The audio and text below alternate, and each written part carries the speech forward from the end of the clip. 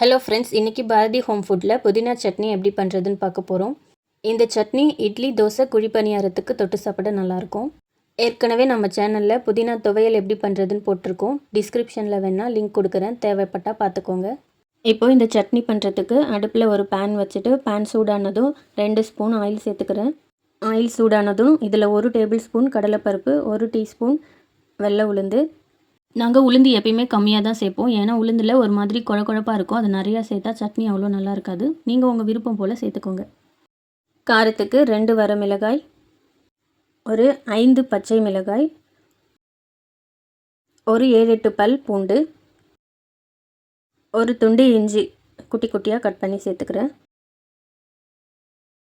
இப்போ இது எல்லாத்தையும் சேர்த்துட்டு கடலைப்பருப்பும் உளுத்தம் பருப்பும் ஒரு பாதி அளவுக்கு வறுபட்டு வர வரைக்கும் இதை நல்லா வதக்கிக்கலாம்.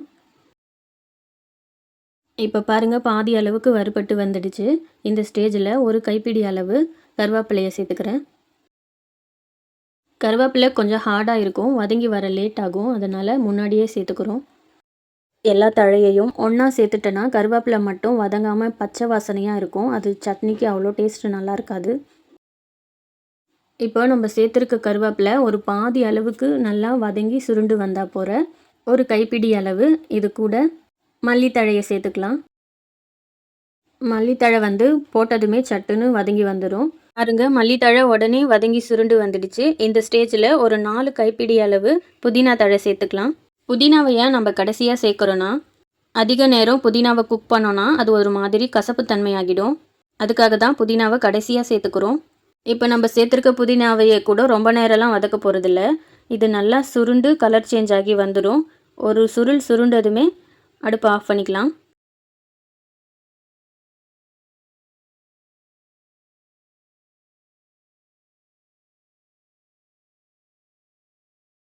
பாருங்கள், இவ்வளோ தான். இந்த ஸ்டேஜிலே நான் அடுப்பை ஆஃப் பண்ணிக்கிறேன். இப்போ அடுப்பை ஆஃப் பண்ண போகிற இதுக்கு தேவையான அளவு தேங்காய் சேர்த்துக்கிறேன்.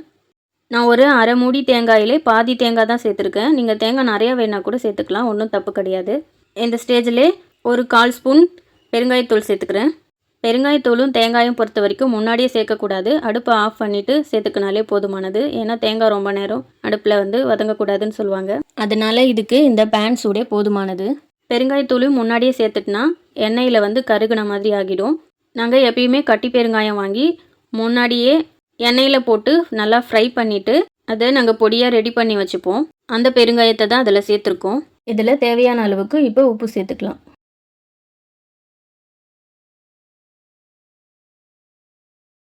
இப்போ இது நல்லா ஆற வச்சாச்சு. ஒரு மிக்ஸி ஜாரில் சேர்த்து அரைச்சிட்டு வந்துடலாம்.